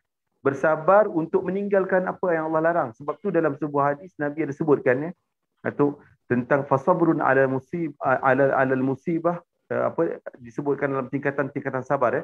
Sabar ni ada beberapa tingkatan. Ada 3 tingkatan. Satu, sabar atas musibah. Sekarang abang kita Syuib, dia tengah dilanda musibah, dia nak sabar. Bukan senang. Sabar dalam menjalani ketaatan dan sabar dalam melakukan kemaksiatan. Ada 3 sabar. Pertama, sabar nak tahan diri daripada marah apabila kena musibah. Yang kedua, sabar untuk kita melakukan ketaatan. Yang ketiga, sabar untuk melakukan kemaksiatan. Jadi siapa saja yang sabar menghadapi musibah sampai dia boleh tahan diri dia betul-betul sebaik mungkin, maka Allah akan angkat darjat dia sehingga 300 darjat. Macam mana 300 darjat tu? Di mana satu darjat dengan satu yang lainnya berjarak sejauh antara langit dan bumi. Subhanallah. Jauh langit dan bumi, 1 darjat. Ini bagi orang yang macam Abang Syuib lah. Dia tengah sabar dengan musibah yang menimpanya ni. Masya Allah dapat 300 darjat. Dan yang bersabar menjalani ketaatan, Allah mengangkat 600 darjat dia. Subhanallah, dia lagi tinggi. Nak buat baik ni bukan senang, susah. Lagi susah daripada menahan diri ataupun bersabar ketika ditimpa musibah. Di mana satu darjat dengan satu lainnya berjarak sejauh antara lapisan bumi dan ketinggian arash. Subhanallah. Sedangkan bagi orang yang dia nak berhijrah ni, dia nak berhijrah, ambil kesempatan hijrah ni, dia bersabar untuk meninggalkan kemaksiatan ataupun dosa ataupun kejahatan, Allah akan angkat darjat dia 900 darjat. Di mana 1 darjat kepada 1 darjat yang lainnya, jarak dia sekitar 2 kali lipat antara lapisan-lapisan bumi dan ketinggian arash. Maknanya lebih tinggi daripada yang pertama dan kedua tadi. Jadi maknanya kat sini kita boleh lihat bahawa banyak ilmu yang diturunkan oleh Nabi melalui hadis-hadis Nabi cerita tentang kelebihan orang-orang yang nak potong ataupun sekat diri dia daripada melakukan maksiat dan dosa. Banyak sebenarnya, ini satu motivasi untuk kita. Kalau kita tahu cerita-cerita macam ni, mungkin dia akan menyuntik semangat kita. Lepas ni tak naklah buat dosa. Lepas ni kalau ada dosa-dosa yang ada tu, aku nak cover baliklah dengan cara nak padamkan apa yang dah ditulis di Instagram, di Facebook. Kita akan usaha untuk orang kata menutup kejahatan kita dengan kebaikan-kebaikan. Sebab tu kejahatan ini tak cukup kita mengucapkan istighfar. Tapi kita kena juga menutup dia dengan kebaikan-kebaikan, sebab kebaikan itu boleh menutup kejahatan yang lampau. Wallahu a'lam bishawab. Alhamdulillah. Para penonton yang dirahmati sekalian, tuan-tuan dan puan ya. Minggu depan ni, ini kita kata melakukan dosa berterusan. Minggu depan melakukan pahala kerja-kerja yang baik secara berterusan, tuan-tuan. Kerja-kerja insya-Allah yang tuan-tuan, kalau highway-nya, kalau lorongnya, kalau jalannya, kalau tangganya menuju ke pintu syurga Allah Subhanahu Wa Taala. Itu minggu depan, tuan-tuan dan puan ya. Minggu ni kita cerita, tuan-tuan dan puan ya, dosa yang berterusan. Minggu depan pahala yang berterusan, tuan-tuan dan puan. InsyaAllah saya haraplah sangat. Saya harap tuan-tuan dan puan ya, mana nak dapat tuan-tuan? Mana nak dapat tuan-tuan orang macam-macam teman-teman kita macam Ustaz Muhammad Nazri ni, tuan-tuan dan puan, datang dengan persediaan-persediaannya, ayat Qurannya sudah disediakan, hadis sudah disediakan, ulasan ulama sudah disediakan, drama lamanya pun ada, drama barunya pun ada. Semua daripada persediaan-persediaan yang dibuat, bacaan-bacaan yang dibuat, nukilan-nukilan yang disatukan untuk dibentangkan kepada para penonton, tuan-tuan. Mana nak cari? Kita tak buat benda ni. Kita tak buat. Kita tak baca benda ni. Kita tidak faham benda ni. Kita tidak satukan ideanya. Kita tidak ikat semuanya dan kita tidak bentangkan macam mana Ustaz Nazri membentangkan. Tuan-tuan, it is a complete package. It is a complete package, tuan-tuan. For you and for me, just to sit down and listen. Hold on to your phone and listen. Itu saja, tuan-tuan dan puan. Kalau itu pun tak dapat kita buat, saya tak tahulah macam mana caranya kita nak mengekalkan kebaikan demi kebaikan, kebaikan demi kebaikan bersempena dengan hari yang ketiga Muharram 1443 Hijriah. Tuan-tuan puan, insya-Allah jangan lupa tuan-tuan pergi kepada TikTok, tuan-tuan. Saya dah buka akaun dalam TikTok. Pendek aja. Yang saya rakam semalam ada 14 siri, tuan-tuan. Namanya tuan-tuan, namanya tuan-tuan ya, amalan kenit. Tuan-tuan, amalan kenit dia punya pahalanya melangit. Amalan kenit pahalanya melangit. Semalam saya rakamkan 14. Satu-satu siri itu 1 minit setengah, tuan-tuan. TikTok tak boleh panjang-panjang. 1 minit setengah, dan saya nak halakan kepada anak-anak remaja berumur dalam 13 tahun sampailah 25 tahun begitu, tuan-tuan. Saya halakan begitu. Tiap-tiap kali saya halakan, wahai remajaku sayang, wahai remajaku yang kukasih, wahai remajaku yang dari Allah, wahai remajaku yang kurindui. Begitu, saya mulakan begitu, tuan-tuan. Dengan cara saya lah, tuan-tuan dan puan, insya-Allah orang tua macam saya nak cuba berkomunikasi dengan remaja. Ini saya buat. Saya nak buat kalau boleh-boleh, tuan-tuan, sampai 30 siri saya nak buat. 1 minit setengah, 1 minit setengah, 1 minit setengah. Dia punya banner dia, namanya tuan-tuan, amalan kenit, pahalanya melangit. Amalan kenit, pahalanya melangit. Dalam TikTok. Tapi dalam TikTok, walaupun dalam TikTok, tuan-tuan boleh pergi ke TikTok ni, tak ada masalah, tuan-tuan. Walaupun dalam TikTok, tapi ada dalam kita punya Facebook, ada dalam Instagram, ada dalam Telegram, tuan-tuan puan, insya-Allah tuan-tuan dapatkan. Ada yang sedang ditayangkan sekarang ni, tuan-tuan, nak habis dah, 16 siri dah nak habis dah. Siri 1 sampai siri yang ke-16, tuan-tuan. Namanya Azam, tuan-tuan. Azam 1443 Hijriah. Azam 1443 Hijriah. Itu 4 minit 5 minit, 4 minit 5 minit, 4 minit 5 minit. Juga tuan-tuan puan, insya-Allah tuan-tuan boleh tengok dalam Telegram, boleh tengok dalam Facebook, boleh tengok. Tuan-tuan tengoklah benda ni. Bukan kerana saya buat, bukan kerana saya cakap. Ketepikan Hasan Ali. Jangan pandang Hasan Ali itu. Tuan-tuan ambil kontennya, tuan-tuan. Kalau tuan-tuan tak mau dengar, tuan-tuan ambil dia punya suara je, ambil audionya. If you don't like to see him, you just get the video, the audio, tuan-tuan. Forget about the video. Jadi tuan-tuan dan puan, insya-Allah inilah benda-benda yang saya pun buat dengan research sikit yang saya buat, dengan buku-buku yang saya tulis. Tuan-tuan dan puan, begitu banyaknya buku-buku yang Allah berikan saya kekuatan untuk menulis, kekuatan untuk mengingat, kekuatan untuk menghafal, kekuatan untuk transcribekan benda tu dalam bentuk perkataan-perkataan dan disusun dalam bentuk buku, tuan-tuan. 43 buku. Bukanlah saya ni nak mengakukan diri saya. 43 buku saya dah tulis, tuan-tuan. Inilah dia, insya-Allah. Dan buku yang terakhir 3 serangkai ini. Dapatkan buku ni, tuan-tuan, dapatkan buku 3 serangkai ni. InsyaAllah, buku yang lain pun kena baca, tapi 3 serangkai ni kena ada di tiap-tiap rumah, menjadikan buku rujukan kepada kita. Untuk yang nak mati dalam husnul khatimah, itu rujukannya. Untuk menghormati mak bapak, wahai anakku, wahai remajaku, ini bukunya. Untuk isteriku nak jadi ahli syurga, ketua bidadari syurga, ini bukunya. Itulah buku yang saya tulis, tuan-tuan dan puan, 3 serangkai namanya. Dalam bentuk physical book pun ada, dalam bentuk e-book pun ada. You can choose. Either you want to have it in the form of a physical book, printed book, or dalam bentuk yang e-book, tuan-tuan boleh dapatkan insya-Allah. Kemudian yang ketiga, tuan-tuan dan puan, sijil wakaf. Sijil wakaf tunai. Inilah masa tuan-tuan, bulan Muharram tahun baru ni, tuan-tuan, caranya kita nak menyuci hati kita, dermalah tuan-tuan, dermalah, infaklah, sedekahlah, sedekah. Kita tuan-tuan nanti bersama dengan Ustaz Nazri, kita nak pergi kepada akhlak-akhlak mulia ni tuan. Akhlak mulia antaranya sedekah. Tuan-tuan, sedekah ni boleh cerita 10 siri tuan-tuan. 10 siri kita boleh cerita. Saya tak tahulah tuan-tuan buka buku ya, babu sedekah ataupun buku tentang sedekah saja. Ya Allah, berapa banyak hadis, berapa banyak ayat Quran tentang sedekah. Antara yang paling banyak diperkatakan tentang sedekah. Persoalannya, tuan-tuan dan puan, sudahkah jiwa kita bangkit untuk bersedekah? Sudahkah tangan kita ringan untuk bersedekah? Sudahkah tangan kita mudah menyeluk poket kita untuk bersedekah? Sudahkah kita memikirkan supaya anak-anak kita ada jiwa sedekah? Sudahkah kita fikirkan suami kita juga sebagai ketua-ketua sedekah? Ini yang kita kena fikir, tuan-tuan. Kena fikir ni. Kalau tak ada pemikiran ini, tadi yang disebut, inilah pemikiran tauhid, inilah kebaikan ketuhanan, inilah pemikiran kenabian, inilah pemikiran kerasulan, dan inilah, tuan-tuan, inilah pemikiran kerabbanian, rabbaninya Allah Subhanahu Wa Taala. Jadi tuan-tuan dan puan, insya-Allah mudah-mudahan. Kemudian tuan-tuan dan puan jangan lupa 28 hari bulan 8 ni. 28 hari bulan 8 webinar 2 tuan-tuan. Webinar 1 tuan-tuan, webinar 1 dah siap, laporan dia dah siap tuan-tuan. Tuan-tuan dapatkan laporan ni.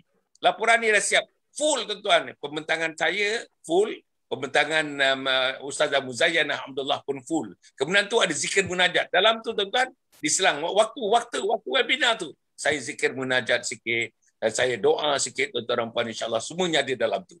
Zikir munajatnya ada, doanya ada. Tuan-tuan, yang hujungnya tuan-tuan, tak salah saya paling tidaknya ada 20 ya. Ya, saya nak berubah. Ya, saya nak jadi ketua ahli syurga. Ya, saya nak jadi ketua bidadari syurga. Ya, saya nak baca Quran. Ya, saya tak mau tinggalkan semayang. Ada 20 ke 22 begitu tuan-tuan. The yes part of the program. Yes, maknanya the pledging, the oath taking, tuan-tuan, pledging dari Allah Subhanahu Wa Taala. Inilah yang aku nak lakukan, terutama bila kita menghadapi 1443 Hijriah.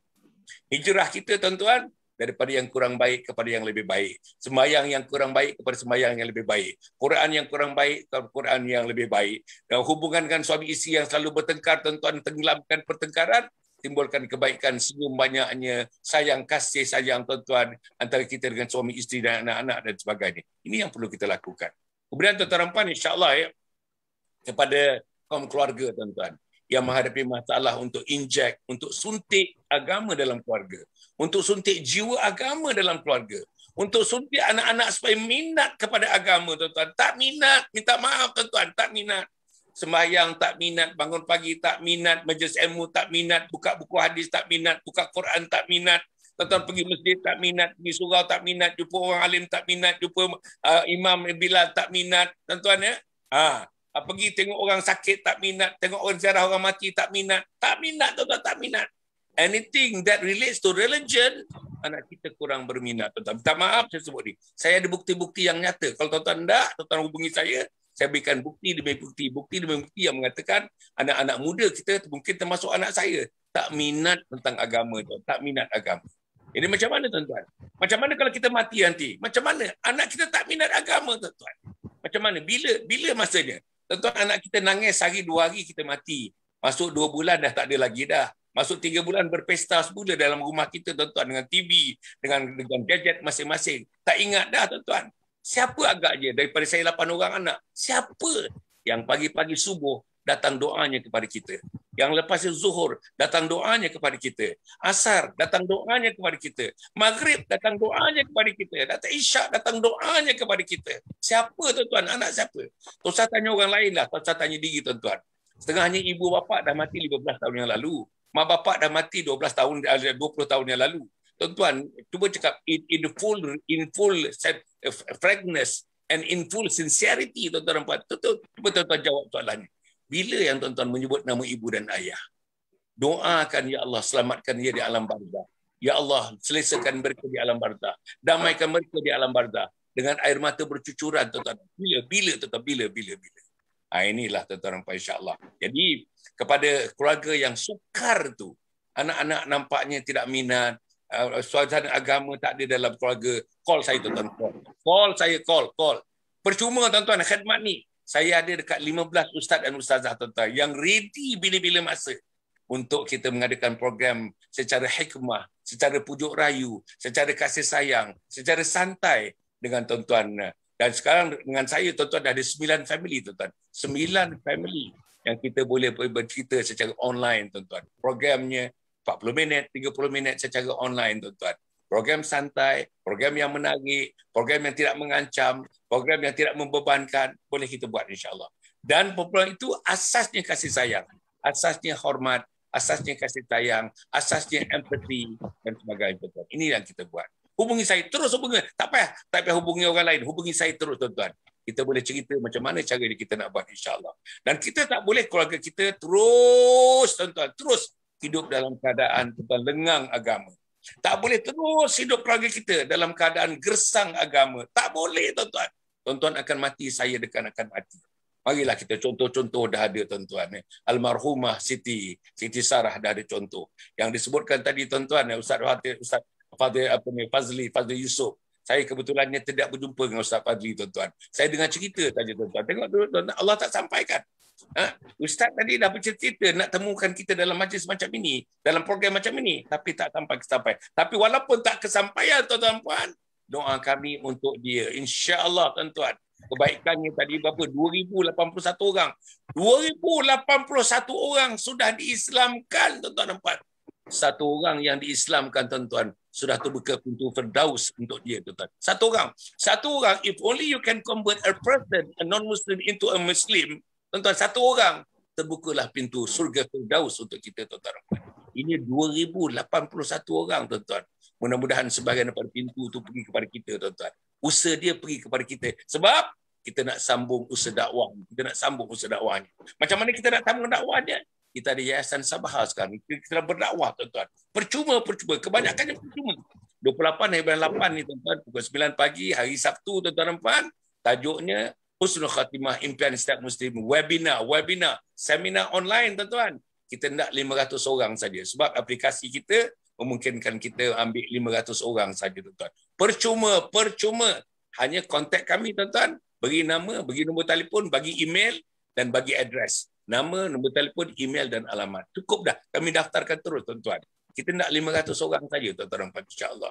Programnya dalam 3 jam setengah, 28 hari bulan 8 ini, hari Sabtu, 9.30 pagi sampai pukul 12.30 atau pukul 1, tuan-tuan. Saya dengan Ustaz Nur Hizam. Ustaz dan TV dengan radio dan berbagai program yang dilaksanakan Ustaz Nur Hizam akan bersama dengan saya pada hari itu, tuan-tuan. Yang akhir sekali, tuan-tuan, tolonglah Telegram kita ni. Tuan-tuan pergi Telegram dan tuan-tuan compare. Minta maaf saya nak sebut. I don't like to compare really. Tuan-tuan compare konten Telegram kita dengan berbagai Telegram yang tuan-tuan biasa dengan ni, tuan-tuan. Cuba tengok konten Telegram kita. Hari-hari ada updating. Hari-hari ada new things being injected into the Telegram. Hari-hari ada new posting. Hari-hari, tuan-tuan. Every day. Early in the morning, you can find a new posting there in the Telegram. Tuan-tuan pergilah kepada Telegram, insya-Allah, tuan-tuan dan puan, dan tuan-tuan pergi kepada linknya Anjung Husnul Khatimah. Yang akhirnya, tuan-tuan dan puan, okey, tuan-tuan boleh dapatkan. Tuan-tuan tolong dapatkan. Tuan-tuan bagi tahu saya akan pergi WhatsApp. Saya WhatsApp ke tuan-tuan dan puan. Apa dia? Jadual mingguan program kita di jadual program. Pagi pukul 7, malam 9 subuh. Apa tajuk jadualnya? Siapa penceramah? Siapa ahli panel kita? Misalnya, tuan-tuan, malam ni siapa? Malam ni, tuan-tuan, malam ni bersama dengan Dr. Izwan dan Ustazah Muzayana. Dr. Izwan dan Ustazah Muzayana. Malam ni, tuan-tuan. Allah, kita bersama dengan mereka, tuan-tuan dan puan, untuk kita bincang perkara-perkara lanjut mengenai amal ibadah kita kepada Allah Subhanahu Wa Taala, insya-Allah.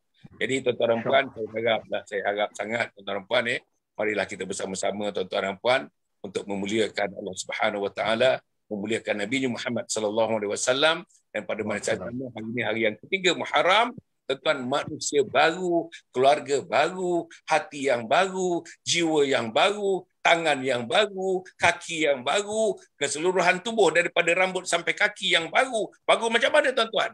Baru personalitinya baru. Jiwanya haru, jiwa rabbaninya yang baru, pemikirannya yang baru, tindakannya yang baru, kegemaran, kesukaannya, kecintaannya kepada Allah yang baru. Ini yang kita nak buat tuan-tuan, insya-Allah.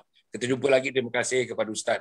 Nanti saya Ustaz jangan pergi dulu, nanti kita offline, nanti nak cerita sikit dengan Ustaz. Insya-Allah tuan-tuan dan puan saya ucapkan terima kasih kepada para penonton dan sekalian.